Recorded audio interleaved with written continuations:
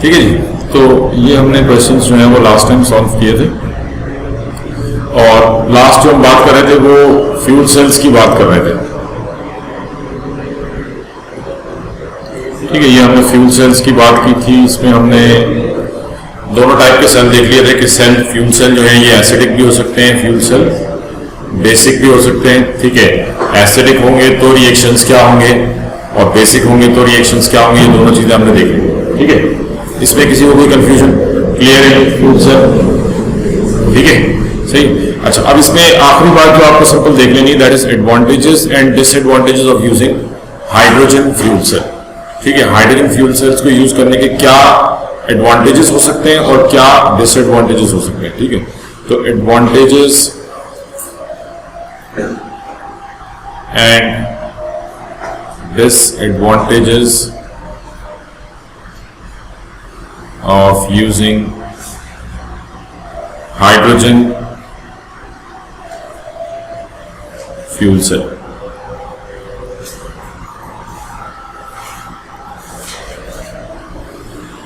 हाँ जी, क्या एडवांटेज हो सकता है इसका?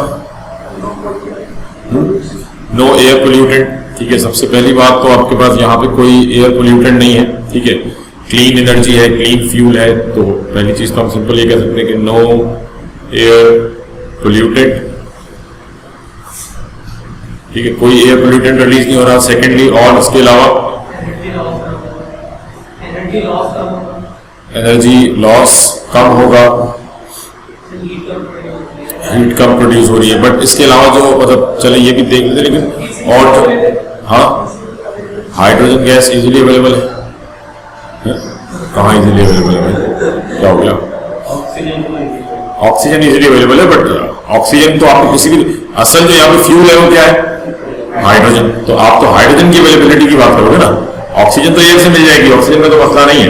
बट बात सही है, हाइड्रोजन इज इजीली अवेलेबल अगर आपके पास इलेक्ट्रोलाइसिस ऑफ वाटर के रिसोर्सेज हैं। ठीक है, पानी तो आपके पास मौजूद है। अब अगर आप पानी को इलेक्ट्रोलाइज कर सकते हैं तो पानी को इलेक्ट्रोलाइज करेंगे तो हाइड्रोजन गैस मिलेगी। ठीक है, और ऑक्सीजन तो एयर में मौजूद है। ठीक है, तो हम कह सकते हैं कि if electrolysis of water can be easily done,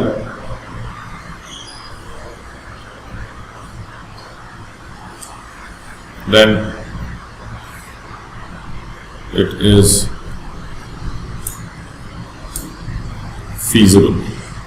ठीक है, क्योंकि अब जैसे आप कह लेंगे हमारी जैसी कंट्री जहाँ पे इलेक्ट्रिसिटी वैसी इतनी महंगी है।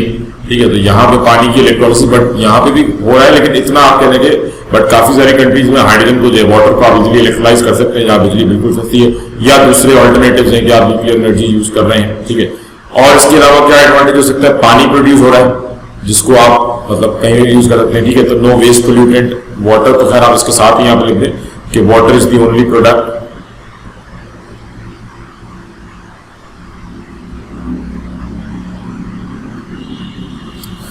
ठीक है। फिर इसकी हम कह सकते हैं कि सेल लाइफ बहुत ज्यादा है, यानी कोई इसमें ये नहीं कि जी सेल की चार्जिंग खत्म हो गई। जब तक आप हाइड्रोजन गैस प्रोवाइड कर रहे हैं तब तक सेल काम करता रहेगा। ठीक है, तो आप कह लें कि हम ये कह सकते हैं कि नो डिस्चार्जिंग। हाँ नहीं, प्लेटिनम तो नॉन रिएक्टिव मेटल है। कौन सी layer? Platinum non reactive metal है। आप प्लेटिनम को पहन के लोग प्लेटिनम पहनते हैं, ठीक है ना, तो प्लेटिनम जो है ये नॉन रिएक्टिव, इवन गोल्ड से भी इसकी रिएक्टिविटी कम है। ठीक है, तो ये रिएक्शंस में अगर हो भी रहा है तो रिएक्शन बहुत स्लो है। ठीक है, तो no discharging as hydrogen is continuously supplied. ठीक है, हाइड्रोजन जो है ये आप कंटिन्यूअसली सप्लाई कर रहे हो, तो ये तो इसके एडवांटेजेस हैं। ठीक है, अब अगर डिसएडवांटेजेस की बात करें, डिसएडवांटेजेस के क्या है कि हाइड्रोजन जो है गैस जो it is highly explosive gas. ठीक है, तो आप इसको इतना इजी मतलब इसको यूज करना इतना आसान काम नहीं है, because it is highly explosive. ठीक है, तो hydrogen gas is highly explosive, और ऐसे इंसिडेंट भी हो चुके हैं जिसके बाद से इसका इस्तेमाल कमर्शियल तौर पर बैन है। ठीक है, आप किसी स्पेसिफिक पर्पस के लिए किसी कंट्रोल्ड एनवायरनमेंट में इसको यूज कर सकते हैं, बट कमर्शियली आप इसको ऐसे आमतौर पर खुला यूज नहीं कर सकते, क्योंकि ऐसे इंसिडेंट हुए हैं जिसमें वो हिंडनबर्ग इंसिडेंट है इस टाइप के, जिसमें एयरशिप्स एक्सप्लोड हुई, हाइड्रोजन गैस यूज हो रही थी, तो अब उसके बाद से जो है वो इस पे बैन है। ठीक है, hydrogen gas is highly explosive, plus contain करना, इसको कंटेन करना इतना, यानी एक तो इसके लिए सिलेंडर आपको बहुत बड़े बड़े रिक्वायर्ड है। ठीक है, सेकेंडली वालेकुम सलाम, कि आप इसको किस हाईली एक्सप्लोसिव गैस है तो कंटेन करना, यानी जिस तरह हम सीएनजी जो है वो टैंक में फिल करके करते थे, वो भी खतरनाक थी, बाद में कर सकते थे जी सीएनजी सिलेंडर फट गया। ठीक है, तो ये उससे भी आप कह लें कि कई गुना ज्यादा डेंजरस है, तो आप सिलेंडर को, इसके लिए सिलेंडर भी बड़ा रिक्वायर है, तो आप गाड़ी की छत पे सिलेंडर ला, मतलब अभी तक हमारे पास ऐसे कोई ऑल्टरनेटिव नहीं है कि आप किस तरह से इसको यूज कर सकते हैं। तो कंटेन करना है, इसको लेके फिरना, ये एक बड़ा, इसका ट्रांसपोर्ट जो है वो मुश्किल है। ठीक है, तो due to its reactive nature,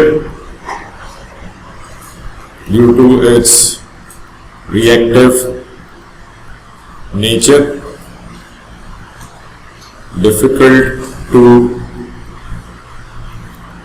transfer and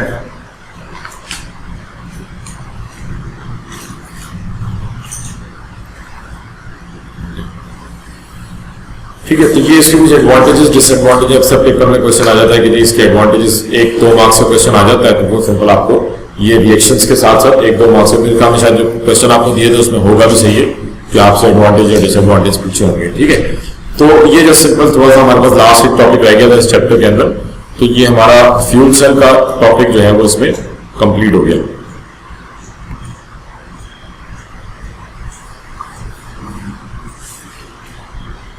discharging मतलब जैसे सेल डिस्चार्ज होता है तो वहां पे आपके पास सोल्यूशन में आयंस खत्म हो जाए, या आप कह लेंगे दोनों सेल्स का पोटेंशियल बराबर हो जाए इलेक्ट्रोड्स का, तो खत्म हो जाती है। यहाँ पे ऐसा कोई प्रॉब्लम नहीं है, आप कंटिन्यूसली हाइड्रोजन गैस पास कर रहे हैं।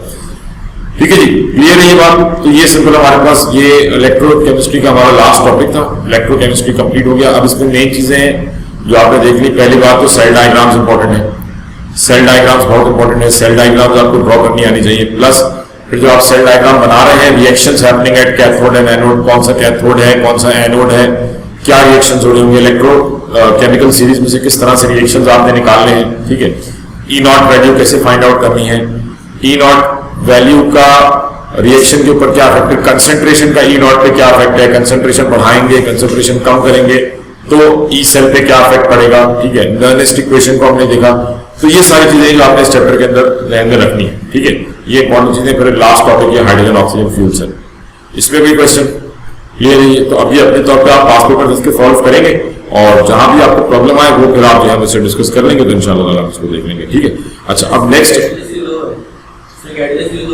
कैटलिस्ट कहाँ,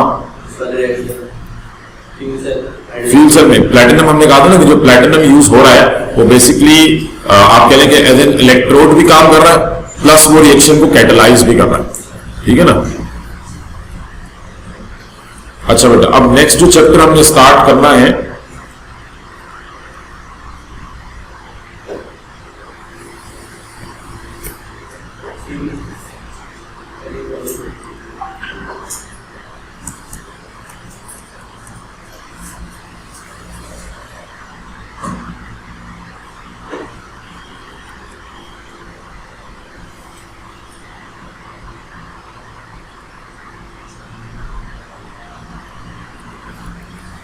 ठीक है, पहले आप जरा इस चैप्टर के लर्निंग आउटकम्स देख लें जो हमने अब तक कवर कर लिए हैं। ठीक है, ताकि आपको थोड़ा आइडिया हो जाए कि क्या क्या चीजें हमने इसमें कवर की हैं।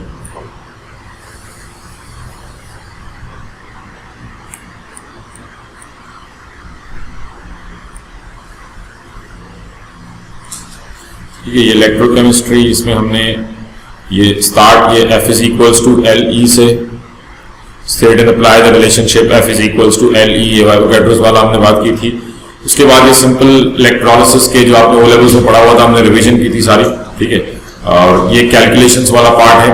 ठीक है, कैलकुलेशंस जो इसकी एवोगैड्रोस नंबर की, चार्ज की कैलकुलेशन वगैरह, ठीक है, वो सारी इसमें आ जाती है। फिर उसके बाद ये define the term standard electrode potential, standard cell potential, describe the standard hydrogen electrode. ठीक है, methods use to measure the standard electrode potential, ये 3 डिफरेंट टाइप के जो सेल थे, मेटल या नॉन मेटल हो सकते हैं।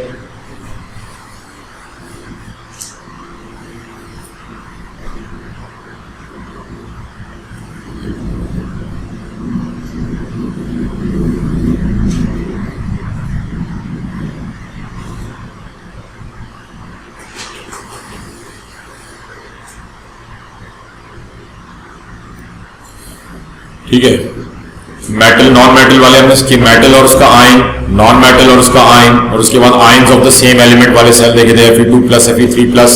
ठीक है, calculate the standard cell potential by combining two standard electrode potentials, use standard cell potential to reduce the direction of electron flow in a simple cell. हमेशा आप कहेंगे रिडॉक्स से, जहां ऑक्सीडेशन से रिडक्शन वाले हाफ सेल की तरफ electron जाएंगे। प्रिडिक्ट द स्पॉन्टेनिटी फिजिबिलिटी, अगर डेल्टा, अगर E की वैल्यू पॉजिटिव है तो फिजिबल रिएक्शन है, E की वैल्यू नेगेटिव है तो फिजिबल रिएक्शन नहीं है, नॉन स्पॉन्टेनियस रिएक्शन है। Reduce from E0 value the relative reactivity of elements of group 17, ये हमने बात की थी कि डाउन जैसे जैसे हम ग्रुप 17 में नीचे जाएंगे ऑक्सीडाइजिंग एबिलिटी कम होती जाएगी। ठीक है, redox equations using the relevant half equations, दोनों इक्वेशंस को मिला के final equation banana. How the value of electrode potential varies with the concentration of the aqueous ion. ठीक है, ये हमने देख लिए, और उसके बाद यूज ऑफ द नर्नेस्ट इक्वेशन, और फिर ये फ्यूल सेल। ठीक है, तो ये हमने इसमें डिस्कस कर लिया। अब नेक्स्ट हमारे पास टॉपिक है इक्विलिब्रिया। ठीक है, इक्विलिब्रिया के अंदर आपने mainly O levels, A levels के अंदर आपने एएस के अंदर ली चैटलियंस प्रिंसिपल पढ़ा था। ठीक है, केसी केपी की एक्सप्रेशंस पढ़ी थी, केसी की एक्सप्रेशन, केपी की एक्सप्रेशन। ठीक है, अभी तो आप तो काफी सारे अभी पेपर देकर आ रहे हैं, सबको याद होगा। ठीक है, हैबर प्रोसेस वगैरह ये सारा कुछ आपने पढ़ा। अब हमने जो बात स्टार्ट करनी है ना, अब जो हमने डिस्कशन करनी है दैट इज आयोनिक इक्विलिब्रिया। ठीक है, 7.2 आयोनिक इक्विलिब्रिया। आपने केमिकल इक्विलिब्रिया पढ़ लिया। अब नेक्स्ट जो हमारा टॉपिक होगा that is ionic equilibria. Paper point of view से ये बहुत इंपॉर्टेंट चैप्टर है, मतलब ये समझे इसमें से क्वेश्चन लाजमी आना ही आना। इलेक्ट्रोकेमिस्ट्री में से कभी क्वेश्चन आता है, कभी नहीं आता। ठीक है, मतलब ऐसा नहीं कि हर साल आपको इलेक्ट्रोकेमिस्ट्री में से एक क्वेश्चन मिलेगा, बट आयोनिक इक्विलिब्रिया में से आपको हर साल एक क्वेश्चन मिलेगा, इसमें से क्वेश्चन आता ही आता है लास्ट में। ठीक है, तो नेक्स्ट जो हमने चैप्टर स्टार्ट करना है दैट इज आयोनिक इक्विलिब्रियम।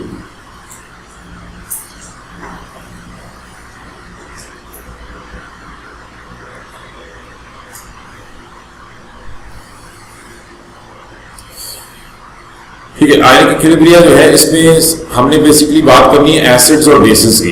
ठीक है, मेन जो हम इक्विलिब्रियम देखेंगे वो एसिड्स के और बेसिस के इक्विलिब्रियम जो है वो हम देखेंगे। ठीक है, अब एसिड और बेस को अगर आपको याद हो तो हमने 3 तरह से डिफाइन किया था। पहले हम थोड़ा सा जस्ट पिछला रिकॉल कर लेते, फिर आगे नेक्स्ट टॉपिक के ऊपर आएंगे। ठीक है, तो हम बात कर लेते हैं concept of acid and bases. Concept of acid and base.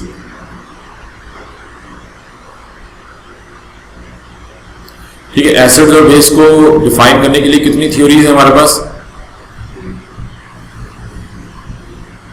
कितनी थ्योरीज है? 3। कौन सी? पहली तो हमारे पास आ जाती है आरेनियस थ्योरी। ठीक है, पहली थ्योरी जो है दैट इज आरेनियस थ्योरी। ठीक है, आरेनियस थ्योरी क्या है? A substance producing H+ ion in water is acid and a substance producing OH ion in water that is alkali और base। ठीक है, ये आप O levels के अंदर ये कॉन्सेप्ट पढ़ते थे। तो आरेनियस थ्योरी क्या कहती है कि substance producing H+ ion in water is acid। अगर कोई सब्सटेंस पानी में जाकर H+ आयन प्रोड्यूस कर रहा है तो वो क्या है? एसिड है। और इसी तरीके से अ सब्सटेंस प्रोड्यूसिंग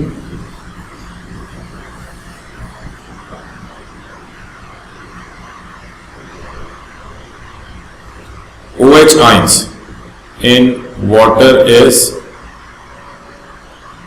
बेस। ठीक है, तो अगर H+ आयन रिलीज कर रहा है तो मतलब एसिड है, OH आयन रिलीज कर रहा है तो मतलब बेस है। ये आरेनियस कॉन्सेप्ट है, बट क्योंकि ये कॉन्सेप्ट बहुत सारे एसिड बेसिस को एक्सप्लेन नहीं कर पाता, इसलिए ये इतना इंपॉर्टेंट कॉन्सेप्ट नहीं है। ठीक है, इसके बाद जो नेक्स्ट कॉन्सेप्ट है वो क्या है, जो आपने एएस में पढ़ा है, Brønsted theory of acid and bases. ठीक है ना, तो आरेनियस थ्योरी के बाद जो नेक्स्ट कॉन्सेप्ट की हम बात करते हैं, जो मेनली हम ए लेवल्स के अंदर पढ़ रहे होते हैं, that is Brønsted concept of acid and bases. Bronsted Lowry theory of acid and base.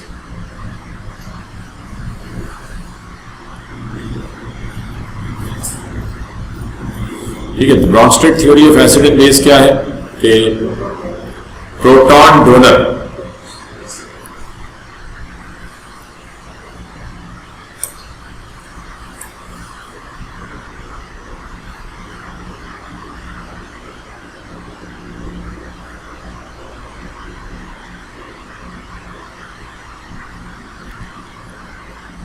Proton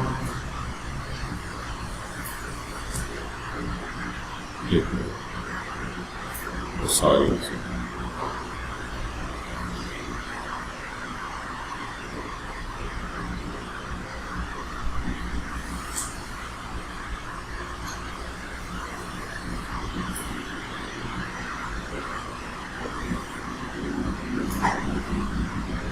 proton donor is acid,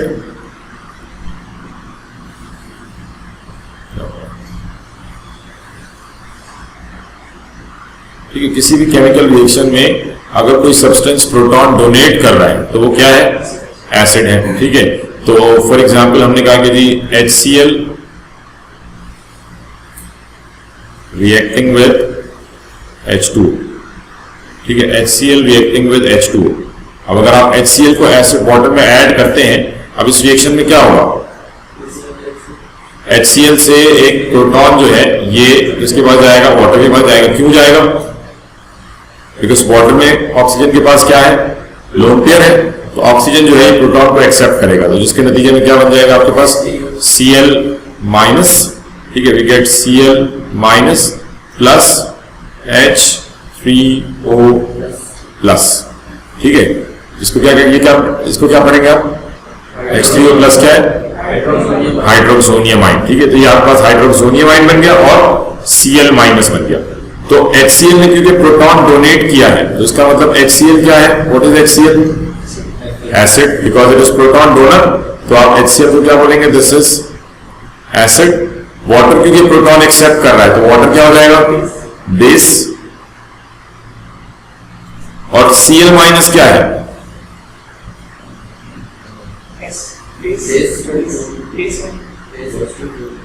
Bronsted Lowry base या फिर एक्चुअल नाम क्या, कॉन्जुगेट बेस। ठीक है, ये क्या है, यानी when an acid loses a proton, तो कोई एसिड प्रोटॉन लॉस करेगा तो वो किस में कन्वर्ट हो जाएगा, कॉन्जुगेट बेस के अंदर। क्योंकि अब अगर हम कहेंगे अगर बैकवर्ड रिएक्शन हो, जो कि HCl के केस में नहीं होगा, HCl स्ट्रॉन्ग एसिड है, ठीक है, बट अगर बैकवर्ड रिएक्शन हो तो आप प्रोटॉन कौन गेन करेगा, Cl माइनस। ठीक है ना, Cl माइनस जो है प्रोटॉन गेन करेगा। तो हम ये कह सकते हैं कि Cl माइनस जो है it is acting as a conjugate base. ठीक है, ये कैसे वर्क कर रहा है, एज अ कॉन्जुगेट बेस। तो सिंपल आप ये ध्यान में रखें, जब भी कोई एसिड प्रोटॉन लॉस करेगा तो उसके बाद वो किसमें कन्वर्ट हो जाएगा, कॉन्जुगेट बेस में कन्वर्ट हो जाएगा। और वाटर ने प्रोटॉन एक्सेप्ट किया है, बट बैकवर्ड रिएक्शन में हाइड्रोक्सोनियम आयन क्या करेगा, proton as a proton donor act करेगा। तो इसका मतलब ये क्या है, दिस इज कॉन्जुगेट एसिड। ठीक है, तो सिंपल सी बात है कि जब भी कोई acid, when an acid loses proton, ठीक है, हम सिंपल ये कह सकते हैं कि व्हेन एसिड लूजेस प्रोटॉन और H plus ion, proton means H plus ion, when an acid loses proton it becomes conjugate base. ठीक है, कोई भी एसिड जब प्रोटॉन लॉस करेगा तो ये क्या बन जाएगा, कॉन्जुगेट बेस बन जाएगा। ठीक है, आपने कहा जी HCl, इसमें से प्रोटॉन निकाल देंगे तो HCl का कॉन्जुगेट बेस क्या है, Cl माइनस। H2SO4, इसका कॉन्जुगेट बेस क्या हो सकता है, HSO4 बस माइनस, चार्ज में तो लिखेंगे ना HSO4 माइनस, और इसके अलावा क्या हो सकता है, क्या यही कॉन्जुगेट बेस होगी, SO4 2 माइनस, क्योंकि एक और प्रोटॉन भी जा सकते हैं यहां से, तो HSO4 negative and SO4 2 minus, ये दोनों एज कॉन्जुगेट बेस एक्ट कर सकते हैं। ठीक है, because H2SO4 has an ability of losing 2 protons. तो आप इसी तरीके मैं आपसे कहूंगी जी HNO3, हाँ कॉन्जुगेट, जाहिर सी बात है जब एक प्रोटॉन निकल जाएगा तो पीछे चार्ज आ जाएगा ना उसके ऊपर, अगर एक प्लस चार्ज आ रहा है तो HNO3, तो इसका कॉन्जुगेट बेस क्या होगा NO3 माइनस, ठीक है। ऐसे में आपसे कहोगे जी फॉस्फोरिक एसिड H3PO4, इसका कॉन्जुगेट बेस क्या होगा H2PO4, क्या चार्ज आएगा माइनस, और HPO4 चार्ज क्या आएगा 2 माइनस, और PO4 3 minus. So it can lose 1 proton, it can lose 2 protons, or it can lose 3 protons, ठीक है, मैक्सिमम it can lose। तो ये सब कॉन्जुगेट, यानी these are acids, ये एसिड है और ये इनके कॉन्जुगेट बेस है। ऐसे अगर कोई बेस प्रोटॉन एक्सेप्ट करता है, when a base accepts proton, it becomes conjugate acid, ठीक है। Acid loses proton, it becomes conjugate base, and base accepts proton H plus, it becomes conjugate। अच्छा, इससे पहले कि मैं भूल जाऊं, कल क्लास नहीं है आपकी, ठीक है ना, कल ऑफ है। It becomes conjugate acid, ठीक है। तो for example ammonia NH3 accept proton, ammonia proton accept करेगा, क्या बन जाएगा NH4 प्लस। तो ये क्या है, ये बेस है और ये इसका कॉन्जुगेट एसिड, ठीक है, क्लियर है बात। और एसिड कॉन्जुगेट बेस को हम एक और नेमिंग से भी रिप्रेजेंट करते हैं, वो क्या थी याद है किसी को? यहां पे हम इसको एक और नाम से भी रिप्रेजेंट कर सकते हैं, यानी एसिड कॉन्जुगेट बेस की जगह पे आप इसको ये भी कह सकते हैं, दिस इज एसिड 1,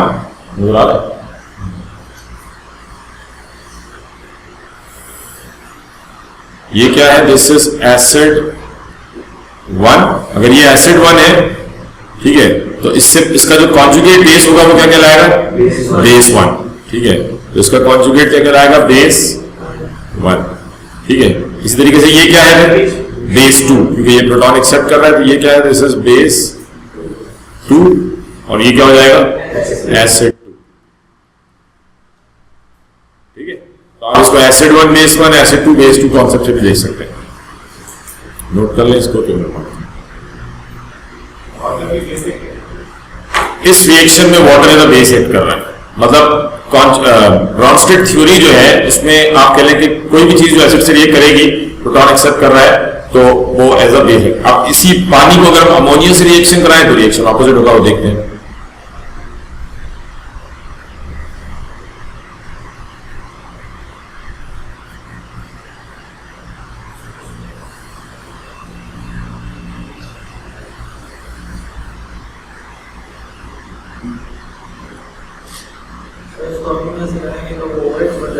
हाँ, वो ये भी करके देखना, लिख लिया। अच्छा, अब लेट्स से अगर हम मतलब ब्रॉन्स्टेड थ्योरी भी हम डिस्कस कर रहे हैं, तो और हम ब्रॉन्स्टेड ही करेंगे, तीसरे कॉन्सेप्ट की हमें जरूरत नहीं है क्योंकि हमारे सिलेबस में यही 3 जो है वो काफी है। तो अब अगर हम बात करें अमोनिया की NH3, अगर इसको वाटर के साथ रिएक्ट कराएं H2O, ठीक है। नाउ इन दोनों के रिएक्शन में ammonia has the ability to accept proton, ठीक है। यहां पे वाटर में से प्रोटॉन जाएगा किसके पास, water will lose a proton to ammonia, तो यहां से प्रोटॉन अमोनिया के पास जाएगा, तो रिएक्शन क्या हो जाएगा, this will be ammonia reacting with water, this produces NH4 plus plus OH minus, ठीक है। तो in this reaction ammonia is acting as a, let's say ammonia is acting as a base 1, ammonia is acting as base 1, तो अगर acid 1 क्या होगा, अगर ये base 1 है तो what would be acid 1 NH4 plus, ठीक है। इससे बनने वाला जो कॉन्जुगेट है, ठीक है, अमोनिया का कॉन्जुगेट एसिड क्या है NH4, तो ये बन जाएगा this is acid 1, and these two are known as conjugate pairs, ठीक है। एसिड और उसका कॉन्जुगेट पेयर्स है, बेस और उसका कॉन्जुगेट पेयर्स है। एसिड 1 बेस 1 कॉन्जुगेट पेयर्स है, एसिड 2 बेस 2 कॉन्जुगेट पेयर्स है, ठीक है। इसी तरीके से यहां पे वाटर एक्ट कर रहा है ऐसे एसिड 2, एसिड 2, तो OH आयन क्या हो जाएगा, बेस 2। ठीक है, तो Brønsted theory of acid and base क्या है कि when a substance loses proton that means it is an acid and if a substance accepts proton that means it is base। ठीक है, तो ब्रॉन्स्टेड थ्योरी के हिसाब से loss and gain of proton की टर्म में आप एसिड और बेस को डिस्क्राइब करोगे। ठीक है, अब हमें ये पता है कि एसिड दो टाइप के होते हैं, there are 2 types of acids based on strength, strong acid and weak acid. ठीक है, एसिड्स जो है ये हमारे पास लिख लिया भैया,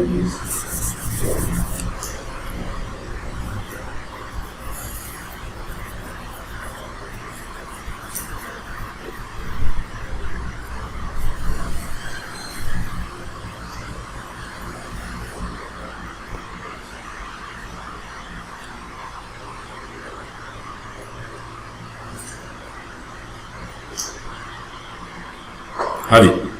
ठीक है, नाउ अब अगर हम एसिड स्ट्रेंथ की बात करें,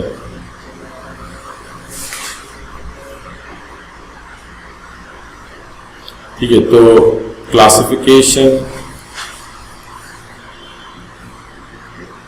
of acids based on strength. ठीक है, तो कितने टाइप के एसिड है हमारे पास, 2 टाइप के एसिड है, कौन से, strong acid and weak acid.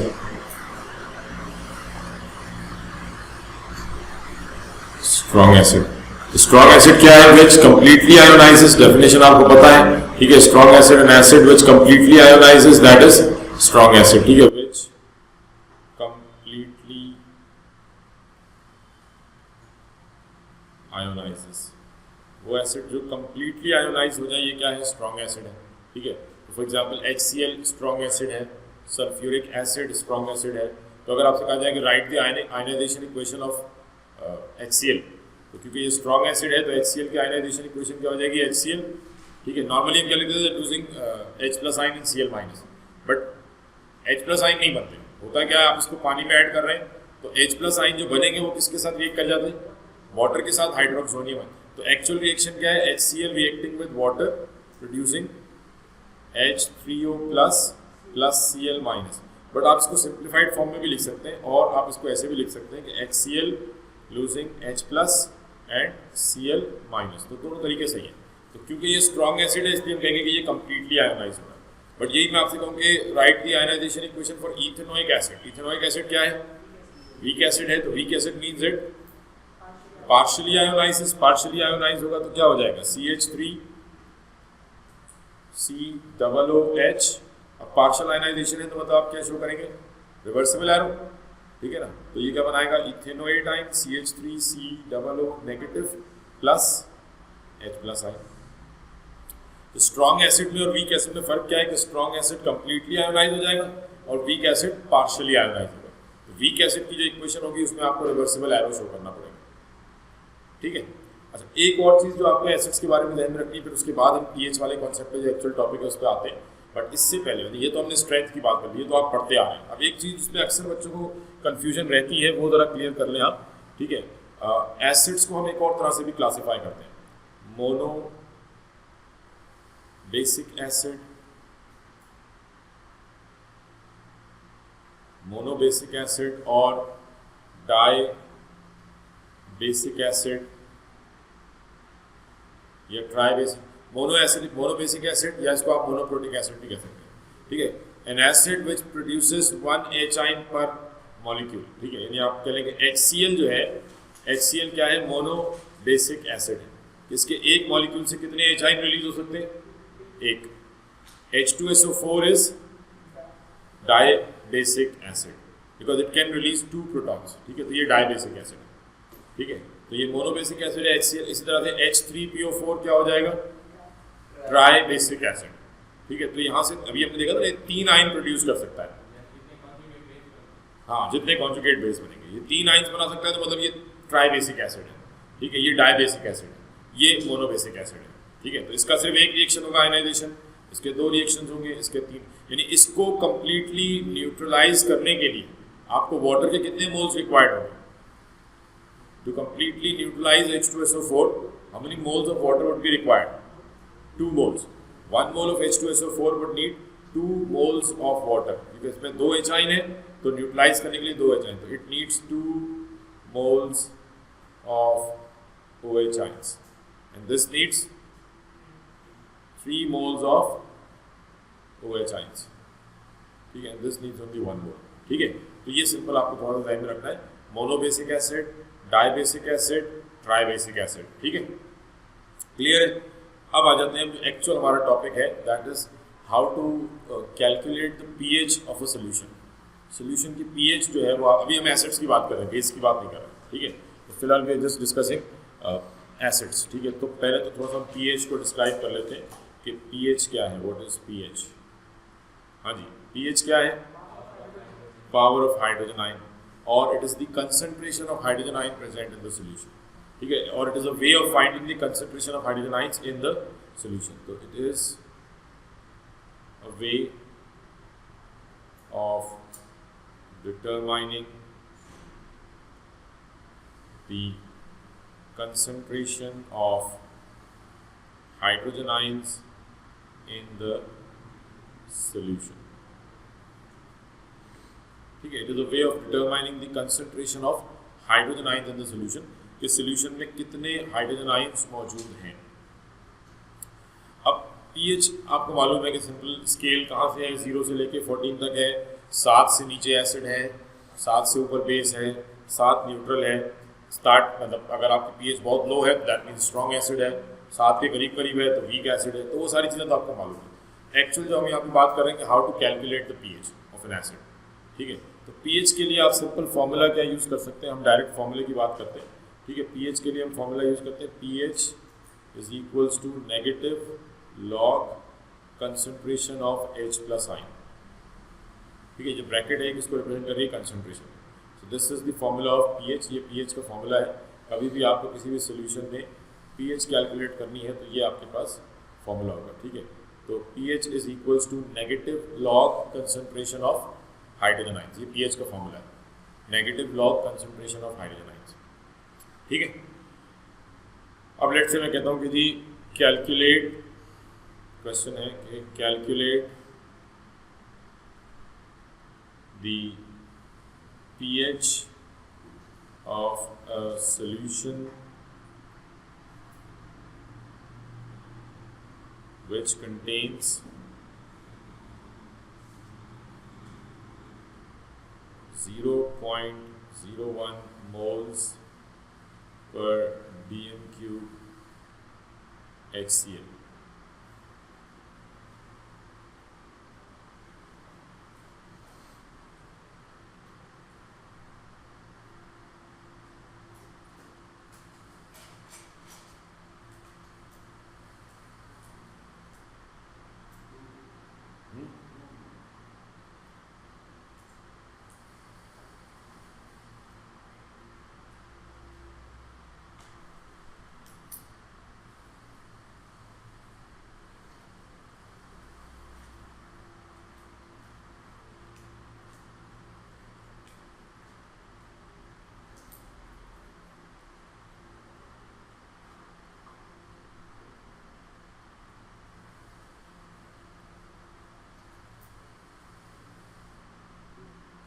ठीक है, सिंपल आंसर क्या आ रहा है 2. अभी आपने बड़ी आसानी से कैलकुलेट कर लिया. क्यों? क्योंकि आपके पास जो मतलब जो कंसंट्रेशन है, यहाँ पे फॉर्मूले में क्या चाहिए आपको? किसकी कंसंट्रेशन चाहिए? H आयन की कंसंट्रेशन चाहिए. और मतलब यहाँ पे हमें चाहिए H आयन की कंसंट्रेशन, और यहाँ पे कंसंट्रेशन किसकी गिवन है? HCl की कंसंट्रेशन है. तो ये तो HCl की कंसंट्रेशन थी ना, और हमें क्या चाहिए? H आयन की कंसंट्रेशन. H आयन की कंसंट्रेशन कैसे आई? प्रोडक्ट मतलब H आयन की कंसंट्रेशन क्या है? What is the concentration of H ion? हाँ, सेम ही होगी. क्यों? Because HCl is strong acid. HCl strong acid है, तो HCl कंप्लीटली आयोनाइज होगा. मुझे पता है कि HCl जो है इसकी इक्वेशन क्या है? HCl completely ionises into H plus ion and Cl minus ion. तो जितना आपके पास HCl होगा, HCl कितना था?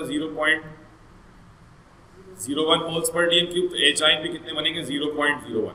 सो दिस इज, यानी ये चीज़ आप सिर्फ तब अप्लाई करते, this we can only applied when we have a strong acid.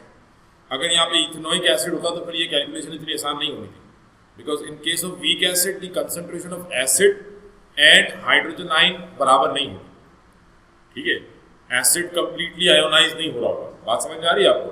यानी हम ये कह सकते हैं कि the concentration of acid would be equal to the concentration of H plus ion only in the case of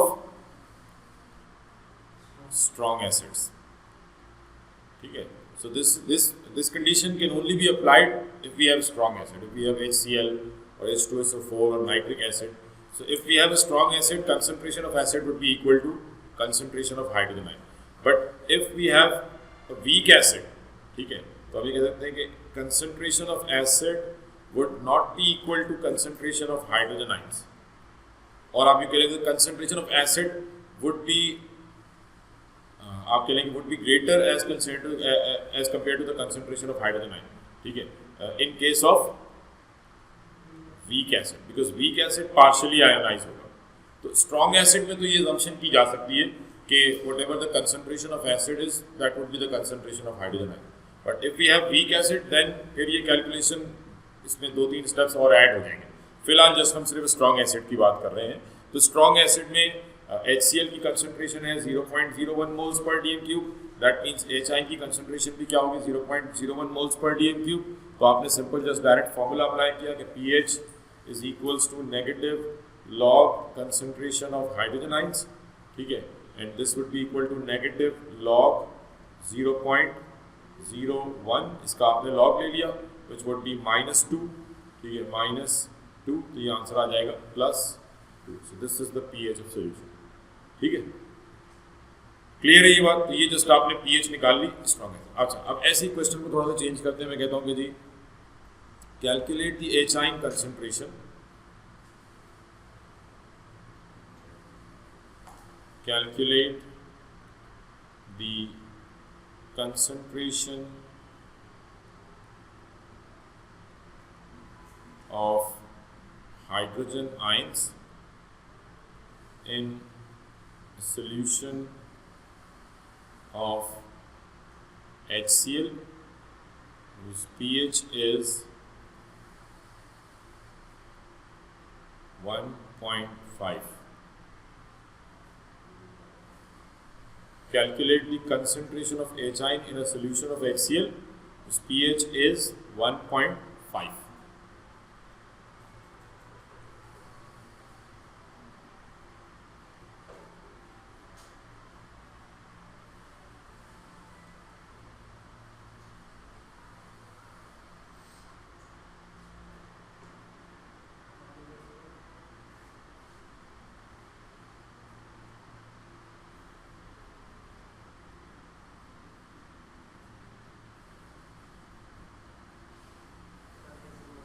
है पिछला समझ में आ गया? हाँ भाई, हो गया था।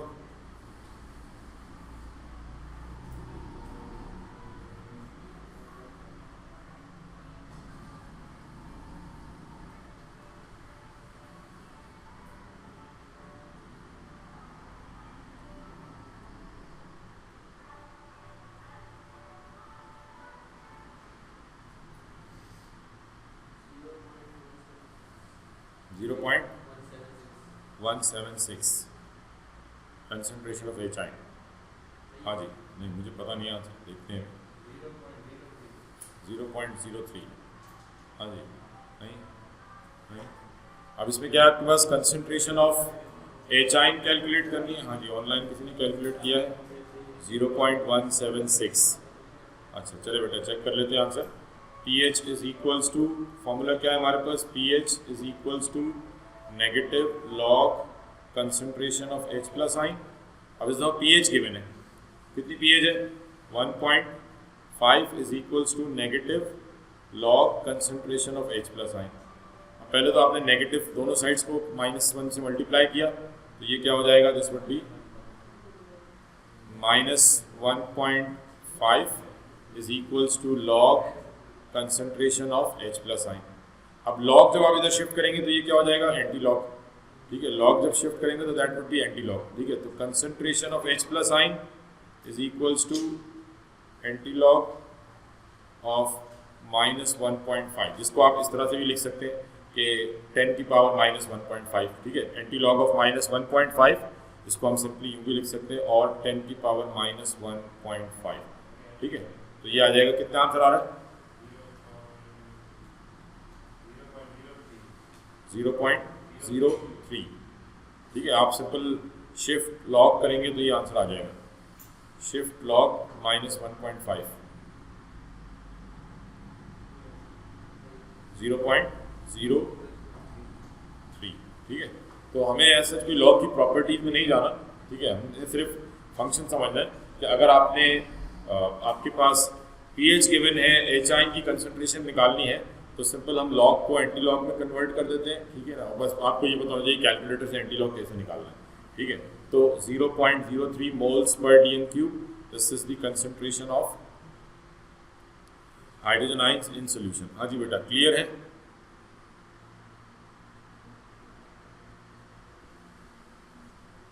अच्छा जी, चलें अब एक क्वेश्चन और सॉल्व कर लेते हैं। Calculate the pH of a solution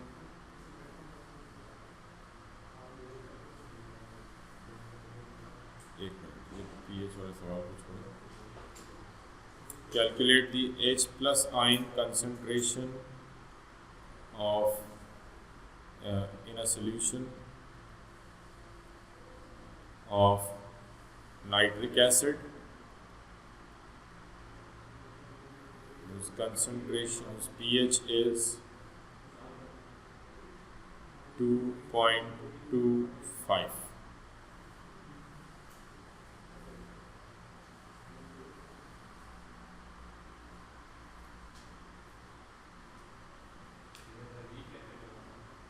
nitric acid strong acid है, मतलब डाइल्यूट है इस वजह काफ़ी ज़्यादा, इस वजह से 2.25 है।